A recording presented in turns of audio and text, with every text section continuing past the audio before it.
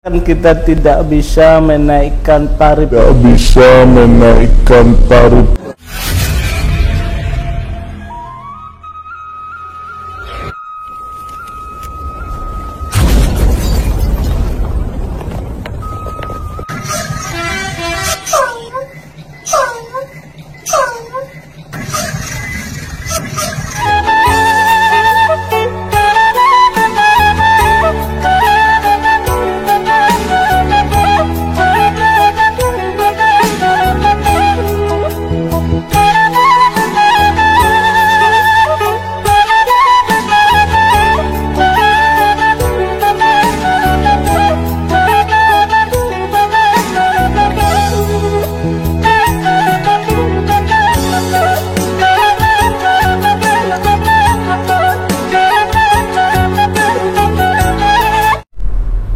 Assalamualaikum warahmatullahi wabarakatuh. Sahabat-sahabat, kali ini kita berada di ruangan, tepatnya di kantor PT Antar Lintas Sumatera. Dan mungkin di depan kita ini tidak asing lagi, selaku humas di PT Antar Lintas Sumatera. Dan kita sedikit bakal ngobrol-ngobrol, walaupun agak tajam-tajam nggak apa-apa lah, namanya kita minta izin, minta informasi lah, Bang. Ini kan mungkin dengan Pak Ali, sahabat-sahabat sudah banyak tahu. Beliau juga adalah merupakan sarjana hukum, kalau tidak salah dari Wisu kan, Bang? Ya, walaupun apa, kita belajar hukum lah sedikit ya, Bang. Bagi-bagi dulu kan gak apa kan, Bang? Tetapi kita ngobrol ini sambil ngobrol santai, tidak ada apa sebenarnya, biar lebih enak ya, Bang, ya. Ini kan terkait di tanggal 3 kemarin tepatnya, Bang, kalau nggak salah, BBM yang bersubsidi dinaikkan. Betul. Walaupun tidak seperti hal normal kalau menurut pemerintah, ini masih hal wajar dinaikkan sekian. Cuman kalau saya selaku konten kreator kan menanggapi hal seperti ini juga. Cuman kemarin saya sebelum kenaikan BBM ini kan kebetulan saya coba untuk jalan trip pendek. Tujuannya ada juga tujuan saya sebenarnya. Ketika saya di lokasi, taruhlah saya ke Kota Nopan kemarin, kebetulan saya naik ALS. Sampai di sana kebetulan tarif juga tidak naik. Ketika berangkat dari sana, saya hari Minggu berarti BBM sudah naik. Ketika itu kalau solar saya prediksi naiknya sekarang kan sudah menjadi 6.500 yang sebelumnya 5.150. Kalau kenaikan ini kalau menurut analisa dia 32%. Dan kemarin ikut juga saya hitung-hitungan dengan kru Bapak sendiri, saya mohon maaf.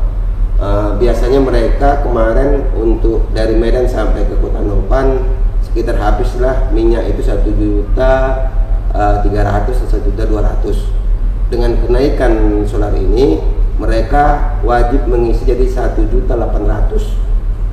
Berarti ada selisih 500.000 dari yang normal yang harus mereka tutupin. Sementara yang saya lihat keberangkatan kemarin atau sampai sekarang pun saya lihat tadi belum ada naiknya tarif yang ada di ALS ini, tetap berjalan pada normal. Namun kita ketahui yang namanya transportasi, BBM ini adalah urat nadinya. Kalau urat nadinya terganggu, bisa saja fasilitas atau transportasi itu tidak akan berjalan dengan normal. Sementara saya lihat untuk saat sekarang ini tarif yang ada di ALS ini belum naik. Entah nanti ada kabar atau macam mana, karena penonton juga bakal menanya ini, bakal mencari tahu apakah naik apa tidak tarif di ALS ini, atau tetap berjalan seperti normal, atau macam mana. Kira-kira kalau dari pihak ALS itu bagaimana, Pak? Kalau sampai saat ini kan kita masih dalam tahap pembahasan, karena kan kita tidak bisa menaikkan tarif itu secara spontan. Ketika pemerintah menaikkan BBM, kita tidak bisa langsung menaikkan tarif. Tapi di Jawa kan kita kan ada kemungkinan ada perbedaan lah. Secara historis kan kita termasuk yang tertua juga, jadi kita tidak mau jor-joran. naik terus tidak, karena kan apalagi kita ini kan ada juga rute yang di Sumatera ini kan, itu kan semua keluarga kita. Jadi kan karena penumpang juga sudah keluarga kita, pelanggan sudah bertahun-tahun, kalau spontan kita naikkan tanpa kita bahas kan kemungkinan ada kekecewaan penumpang juga sama kita. Nah, jadi maka segala aspek harus kita bahas dulu, baru kemungkinan nanti akan kita naikkan, kita sesuaikan. Kalau istilah kita bukan dinaikkan, disesuaikan. Cuman gini, saya ini kan mengibaratkan ke diri saya. Saya lah menjadi pelaku usaha dari transportasi ini. Ketika saya operasional umpama jadi 100, sementara naik dari 32%, otomatis pengeluaran yang saya keluarkan itu akan nambah. Betul. Nah, sementara pemerintah sampai sekarang belum ada mengeluarkan statement bahwasanya kenaikan itu sekian. Udah berapa lama? Seharusnya kan sebelum BBM itu naik, harusnya kan pemerintah udah mengancam-ancam nih, sekian bakal naik, kalau nanti BBM naik sekian, tarif yang akan diberlakukan sekian. Jadi ketika naik BBM itu bersubsidi itu sekian harganya, otomatis kan sudah ada ancar-ancar. Betul. Kalau menurut ini tanggapan kalau dia sampai saat ini ada kawan-kawan Organda mewacanakan kenaikan itu diperkirakan antara 18 sampai 20% untuk tarif itu. Tetapi mungkin kita di PT Antar Lintas Sumatera nggak sampai segitulah.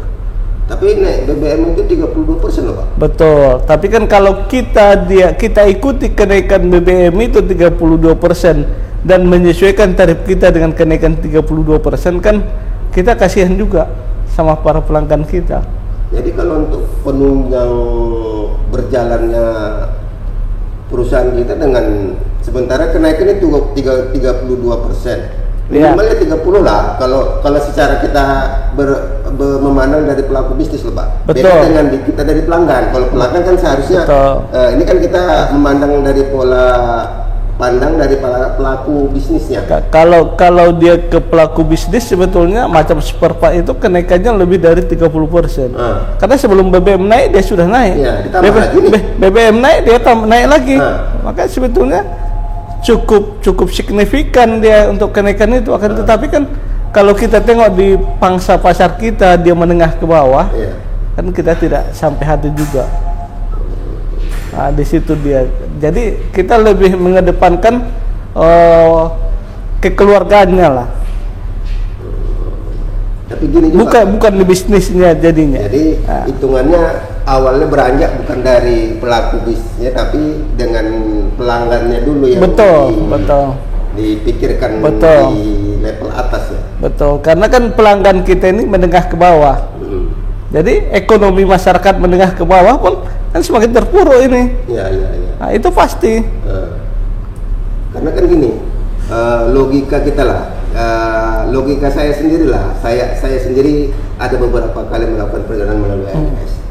Udah ongkosnya murah, terkadang para supir pun ada yang minta tolong. Berapapun ongkos, kadang nggak berongkos pun dia jauh sampai ke jembatannya masih diangkut. Sementara semua ini udah tekanan naik terus. Jadi mungkin kan makanya sampai saat ini kita bertahan di LS ini mungkin berkat doa pelanggan juga, sehingga eksis kita sampai di 55 tahun ini. Nah, itu dia. Sampai kemarin kebetulan yang kita kan Bang, kita lanjut. Ini Bang, kemarin saya naik di ALS Kota Nopan. Hampir rata kan kalau yang trip Kota Nopan itu kalau langganan dari santri-santri yang ada di Purba Baru atau santri-santri yang lain. Saya bertanya ke kru lah, taruh baiknya supir atau helpernya. Pertanyaan saya, jawabannya mereka tetap sama. Pertanyaan saya seperti ini Pak, gimana perasaan kalian membawa anak-anak santri? Jawaban mereka gini, ada juga tersentuh rasa hati saya. Walaupun kadang pihak perusahaan tidak mengucapkan langsung, tapi ada pesan yang disampaikan mereka. Ketika anak-anak santri yang kalian bawa, mereka kekurangan ongkos, berapapun yang mereka berikan, angkat. itu memang pesan seperti itu atau memang macam mana? Dia memang dari pendahulu kita pun seperti itu, dia memang dari para pendiri dulu punya pesan seperti itu. Kalau dia anak-anak yang sedang belajar, terutama belajar agama, itu memang kita prioritaskan untuk kita angkut, walaupun mungkin ongkosnya kurang lah kan. Tapi kalau ongkos itu nomor 2, yang jelas dibawa dulu dia. Iya, karena kan kalau secara normal dia kebetulan pergi saya naik yang eksekutif, pulang juga naik eksekutif. Pergi saya eksekutif, dia dari mana kemarin? Dari Tebing. Dia cuma punya duit 50.000 dan naik kan sampai sana. Kan mungkin kan kalau secara nominal duit uang mungkin kita rugi. Ya. Tapi secara ikatan kita untung. Karena kita kan sudah didoakannya. Ya. Semoga ALS itu jaya, berkah dengan adanya seperti itu. Betul. Dan setelah saya sampai di Purba, saya juga tanya sama anak santri yang kebetulan dia tidak jadi penumpang yang itu. Ya. Macam mana kamu? Nah, kalau ALS yang penting kita jujur katanya.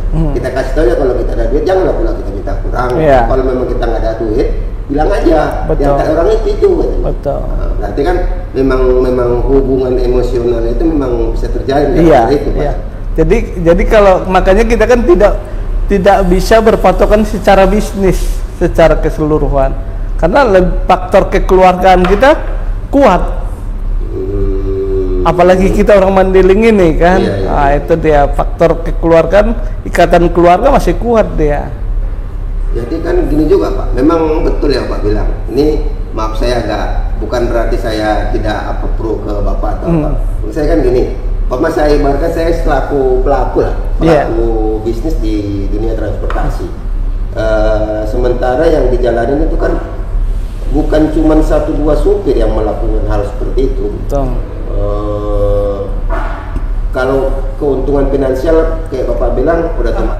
Untuk memenuhi fasilitas sesuai dengan keinginan konsumen. Harapan kita ke penumpang